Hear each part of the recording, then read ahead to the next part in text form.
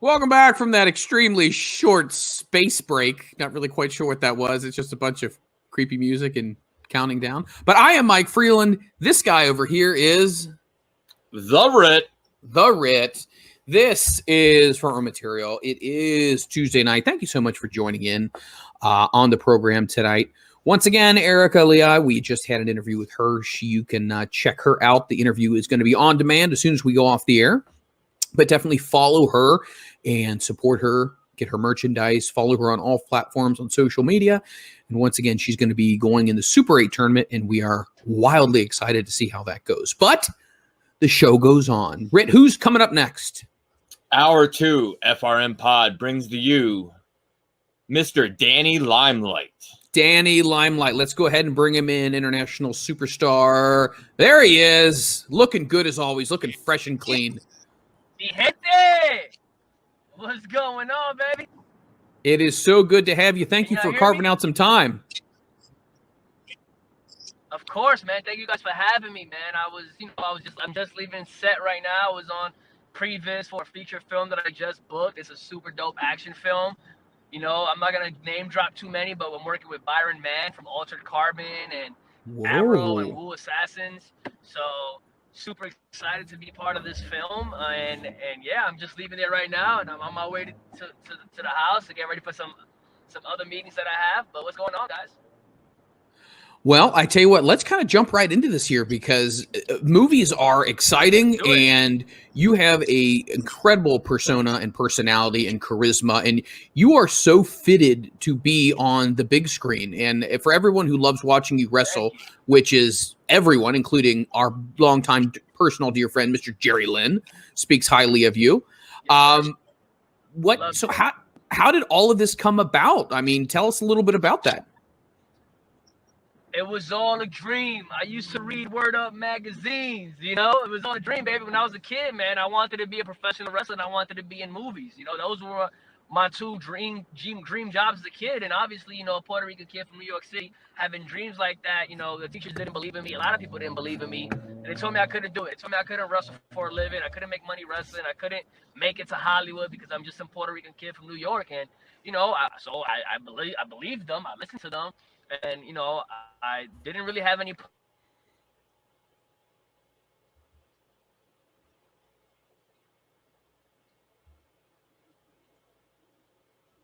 Marine Corps.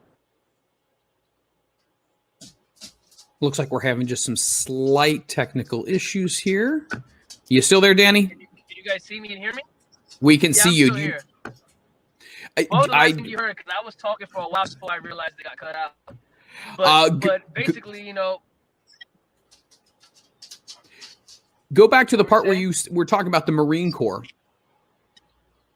Yeah, I didn't really have any plans, you know, after high school, so I joined the Marine Corps. You know, I did 10 years in the Marine Corps, and along the way, I found professional wrestling. You know, I was doing professional wrestling and still being an active duty Marine. I was a sergeant at the time.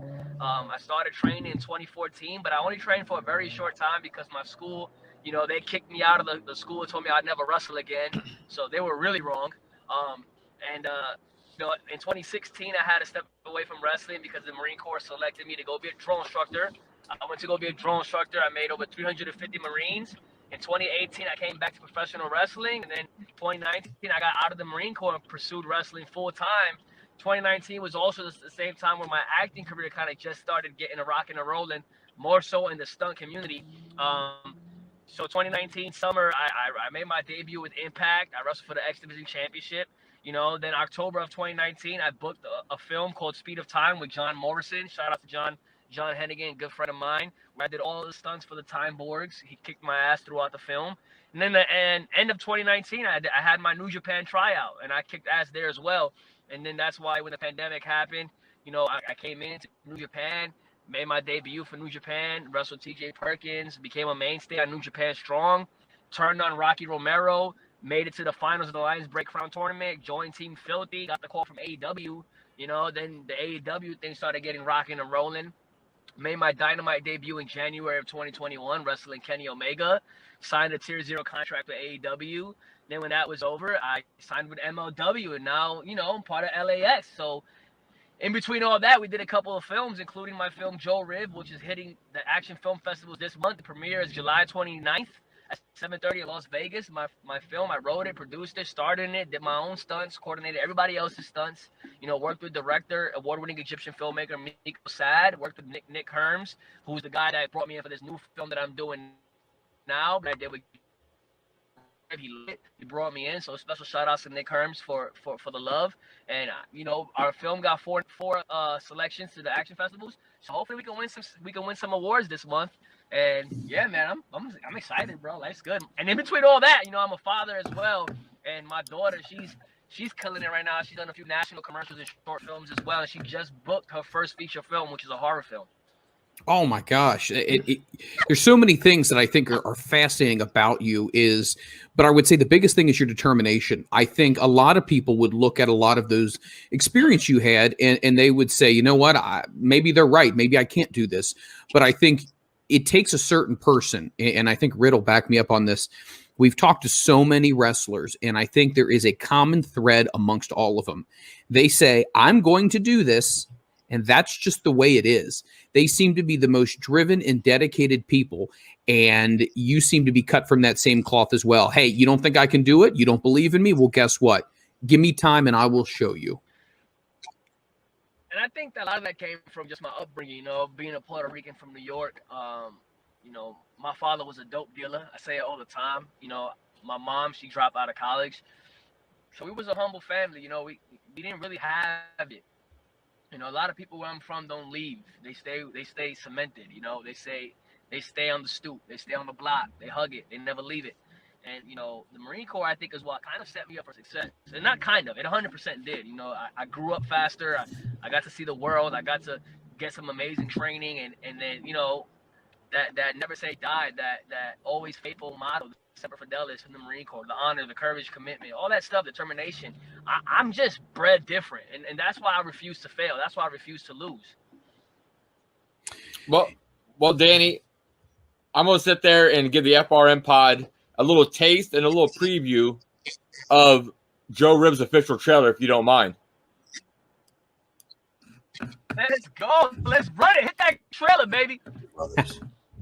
It's been 3 years since I saw them put you in the ground.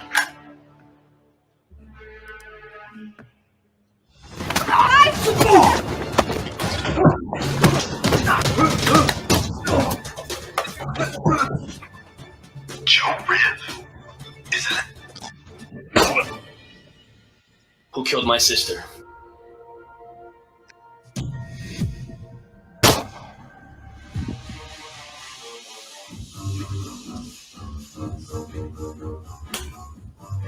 I saw them bury you! You have to go. I'm sorry, you have to go now.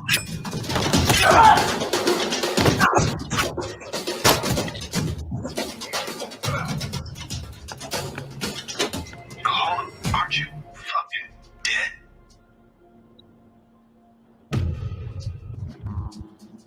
Hey. Let's go. That is exciting. That is so exciting Thank to you so see much that. for playing this trailer.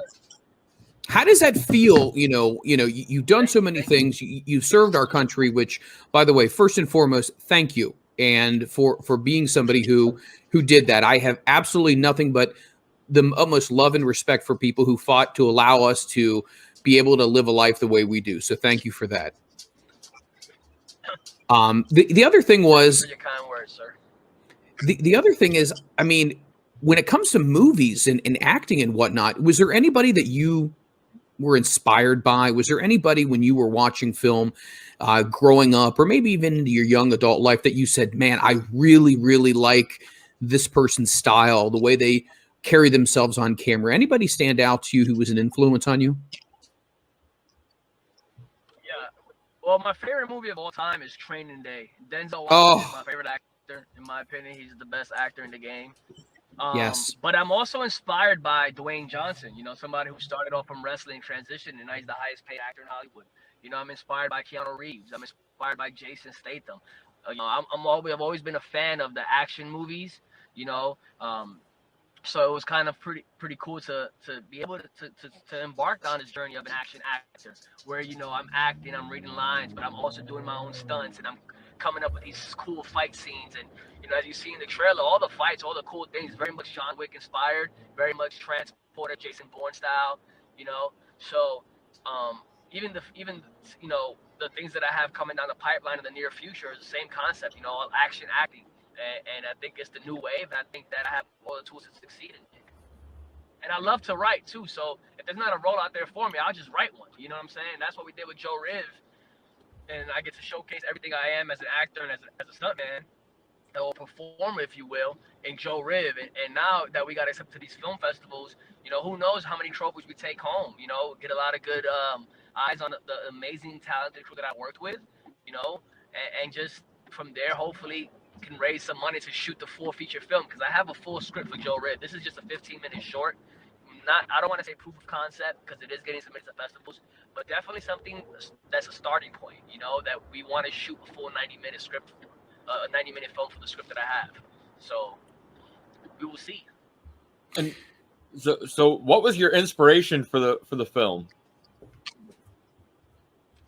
Well, definitely, as you can see in the trailer, Joe Riv, when I was coming up with the name, I knew I wanted it to be as sharp as crisp as John Wick, Jason Bourne, Jason Statham. You think of all these names, Dwayne Johnson. It's all like real sharp and crisp, and so Joe Riv, he's a ex, CIA operative who was determined KIA for a top secret mission for 3 years. He comes home to avenge his sister's death.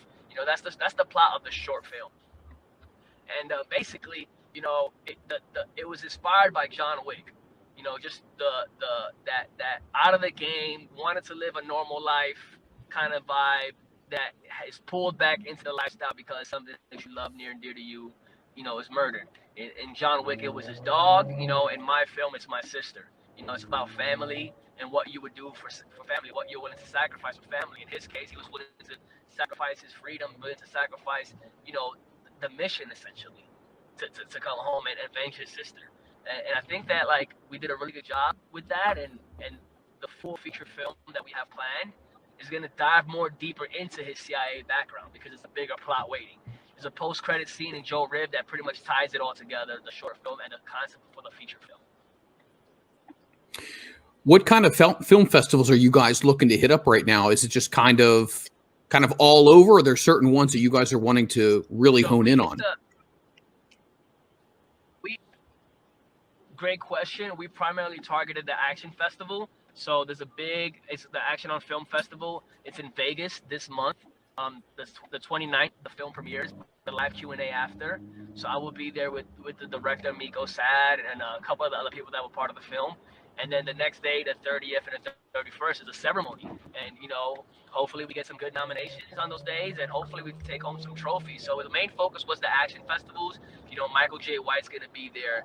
Dell's going to be there. A lot of these people that are responsible for some of the biggest movies in Hollywood that are action related are going to be at this film. So obviously we primarily set our focus to these festivals, and we got accepted, which was huge. Not only did we get accepted, we got accepted as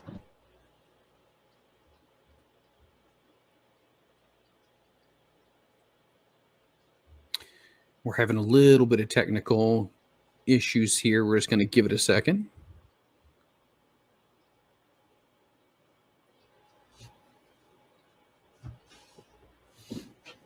Can you still hear us, Danny?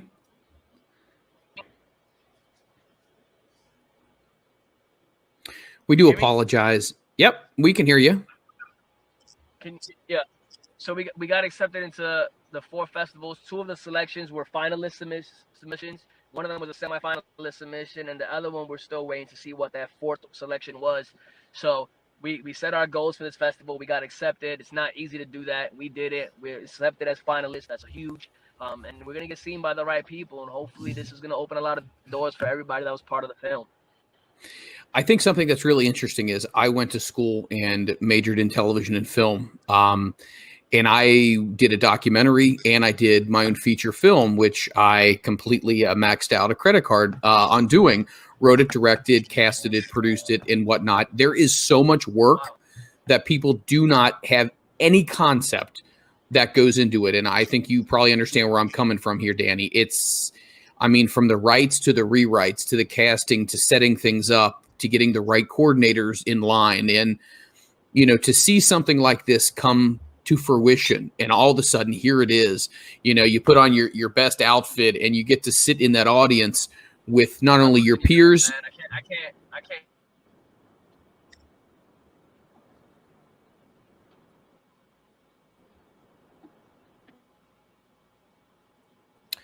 Once again, I apologize. It looks like our stream may be a little glitchy.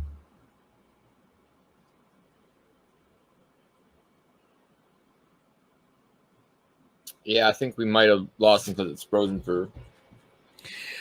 Let's just talk about this for a second here. I mean, like I was saying before, the time that goes into making something like that happen, it's completely encompassing, not only from a financial standpoint, but from a mental standpoint, from an emotional standpoint.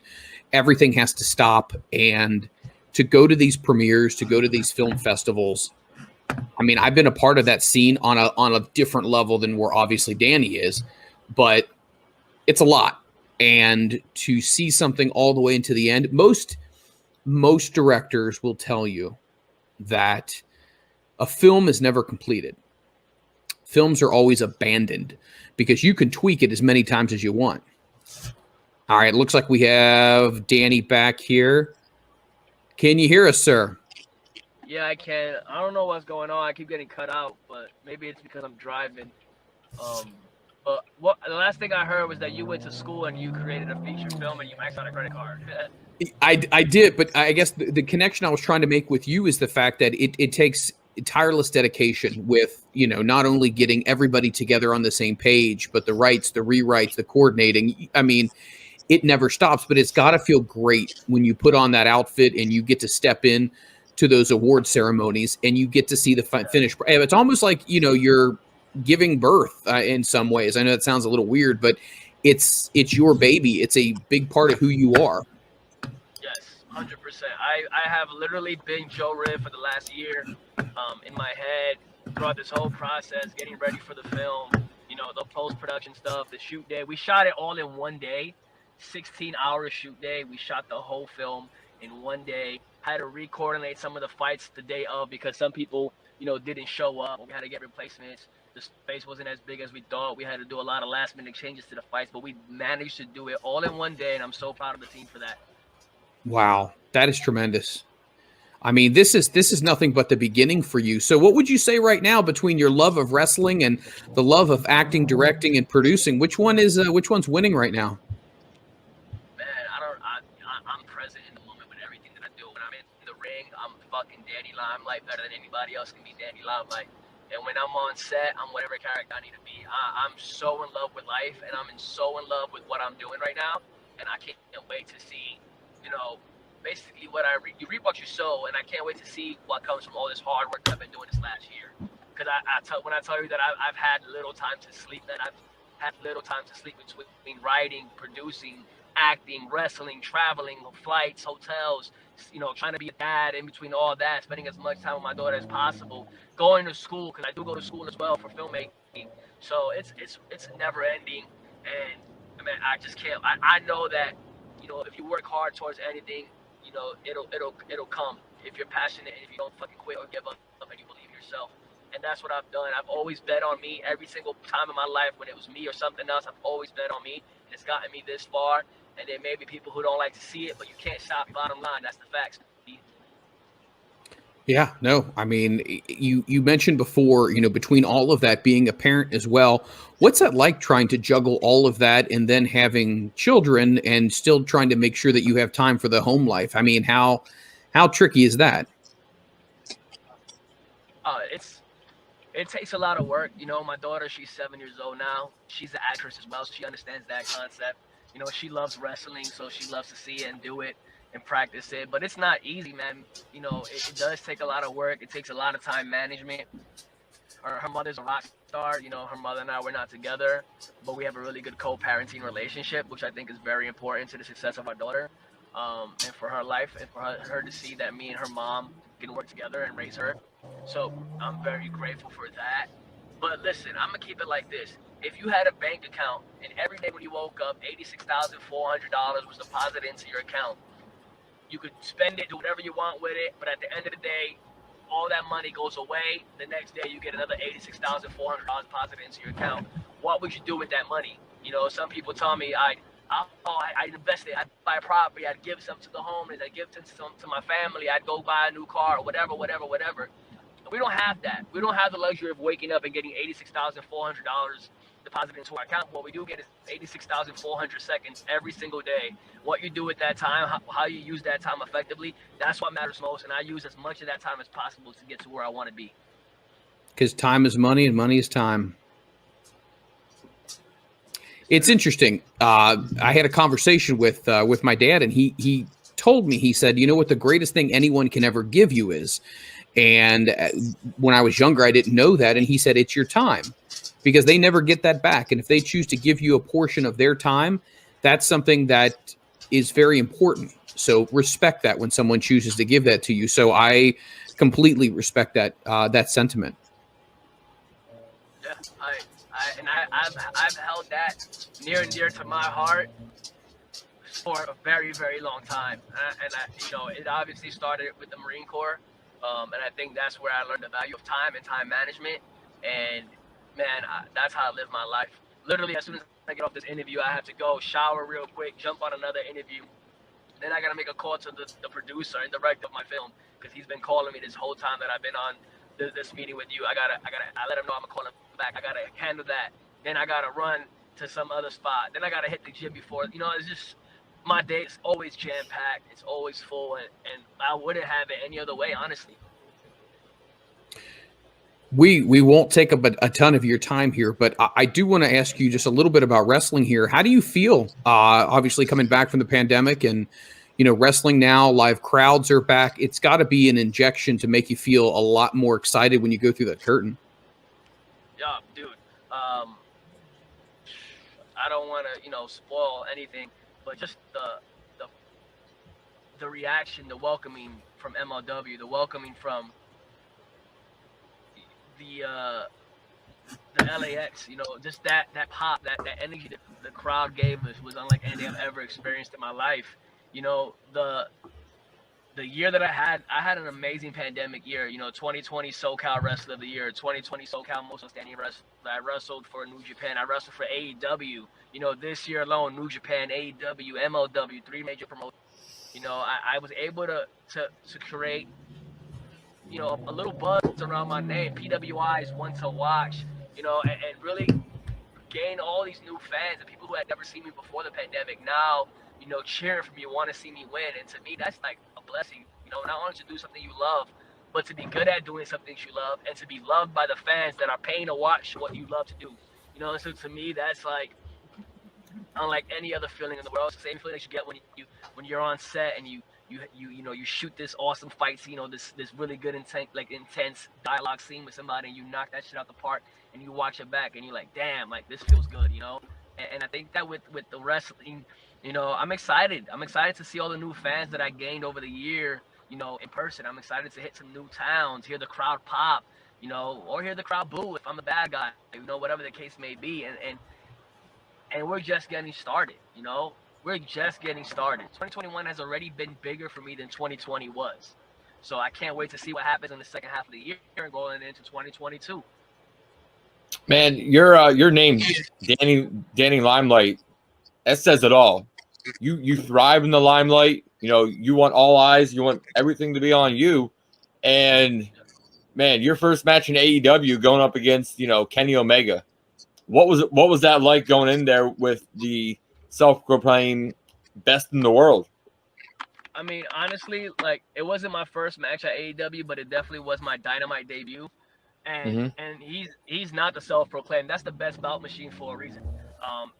And he's an incredible wrestler, incredible athlete. He brings the best out of everybody he's in the ring with. And I just wanted to show the world that I can hang with the best in the world.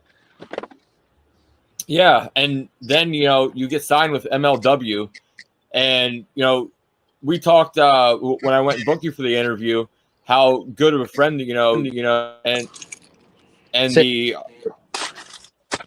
I talked when I booked you about how close you are with Jerry, and how much wisdom and stuff he taught you.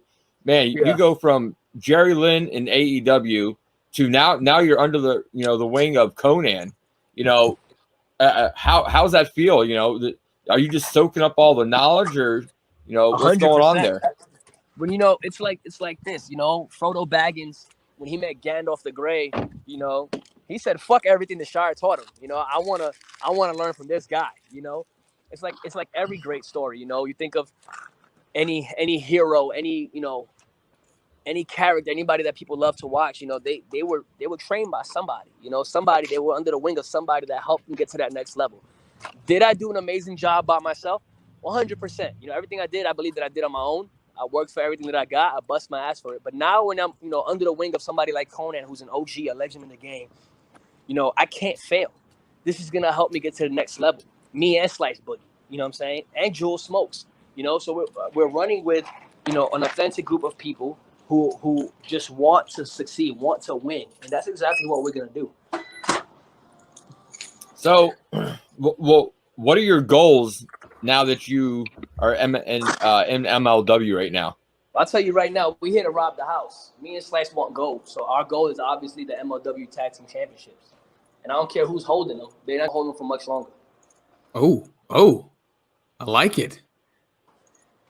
I watched a recent interview, almost a documentary with Santana and Ortiz, and from where they have come from. And they are not only two amazing wrestlers, but they're two amazing people. Just briefly, can you comment on any interactions you've had with them, and as far as them walking some similar roads? Because I feel like in a lot of ways, sometimes life kind of parallels each other when it comes to wrestling. There's about a handful of people that I kicked it with at AEW. With two of those guys, we just as soon as I got there, we had really connected, hit it off. I was in their trailer. I was hanging out with them.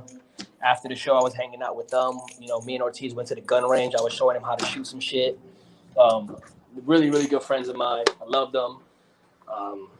I got a lot of respect for them. And even from them coming from the LAX legacy, me being the next generation, I just want to make them proud. I want to make Homicide Hernandez proud. I want to make Conan proud.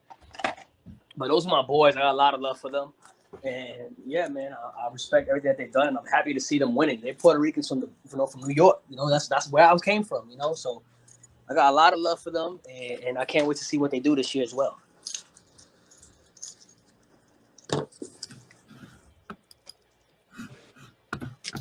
So, Danny, my big question that I love to ask is hot tub time machine. Okay.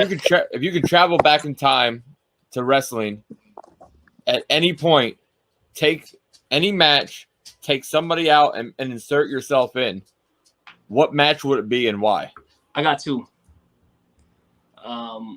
97 Halloween Havoc. Let's remove Rey Mysterio and put me versus Eddie Guerrero. Oh, the match is incredible.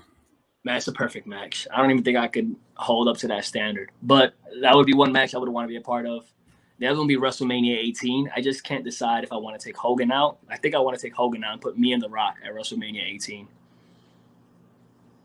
I like it. Nice. You were ready for that as well. I mean, I love it. You're just like, bam, bam, bam. This is what I want. Whenever I watch wrestling, those are the first two matches I watch. I watch Eddie versus Ray and The Rock versus Hogan. Wow. That is awesome. We know you are so busy right now and short on time. Where can people find you, follow you, support you, find more information about your upcoming films, and make sure they stay on top of everything that is Danny Limelight?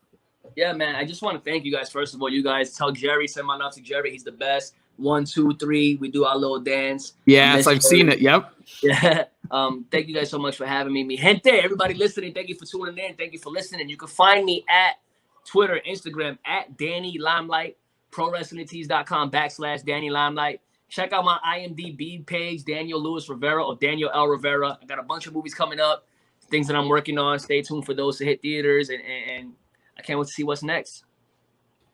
Danny, it is a pleasure, and thank you so much for your time. And is there any chance we can twist your arm and have you come on back again?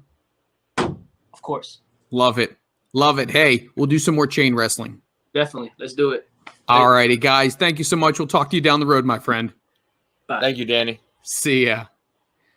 All right, that is Danny Limelight. He's so busy right now. I mean, with everything that's going on, we are so grateful the fact that he got to carve out just a small portion of his time. And I want to say this to everybody who's out there. You know my stance on the military, police, firefighters, everybody. Thank you for all that you do, for all that you continue to do to make our lives what they are and safe. So thank you very much, and nothing but love for the Marine Corps. All right, guys. So don't go anywhere. Small timeout, but not as small as that last one. Because I was getting a bunch of messages going, "I wasn't even really a small timeout. That was really just 30 seconds." We're gonna go ahead. Let's throw it to the I'm so sexy. Should we do that, Ritt? Go ahead. What do you mean? I'm gonna throw it to the I'm so sexy, or you want to throw it? Oh, I trust you more because I don't trust myself. Okay, we're gonna throw it to the truck.